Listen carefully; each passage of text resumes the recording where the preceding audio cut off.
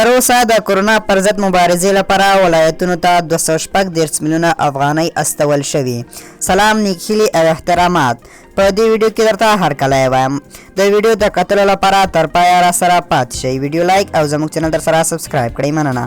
د عامې روغتیا وزارت وایي د کرونا پر ضد د مبارزې لپاره ټولو ولایتونو ته تر دې دمه 214 میلیونه افغانۍ استولي دي او له مالي پلوه کومه ستونزه نه لري. د عامې روغتیا وزارت مالي او اداري مرستیال حفیظ الله سعادت نن په کابل کې خبریالانو ته وویل وزارت یې تر دې دمه هرات ته 23 میلیونه او 800,000، بلخ ته 16 میلیونه، نیمروز ته 13 میلیونه، فراه ته 14 میلیونه او 600,000، ننګرهار ته 11 میلیونه او کندهار ته 10 میلیونه افغانۍ استولي دي.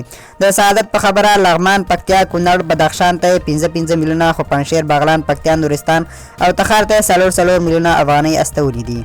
دا پیسې د کرونا پر ضد مبارزې اړینو توکو پیرلو لپاره ولایتونو ته استول شوي دي. وزارت په ولایتونو کې د اړتیا وړ تجهیزات هم تر 8 میلیونه افغانیو پورې اخیستي دي. ژر به یې ور واستوه. د سعادت په خبره دولت د کرونا پر ضد د بودیجې لپاره په ټول هیواد کې هیڅ ستونزه نه لري او د وضعیت د خرابېدو په صورت کې به حکومت مرستې هم ورسوي، خو مسؤلانو نه هم غواړو چې دا پیسې سمې مصرف کړي. همدا اوس هرات کې 28.8 میلیونه افغانیو څخه یوازې 3 میلیونه مصرف کړي دي. بلخ ته مو هم 16 میلیونه استولي دي، یوه افغانۍ نه دا مصرف کړي.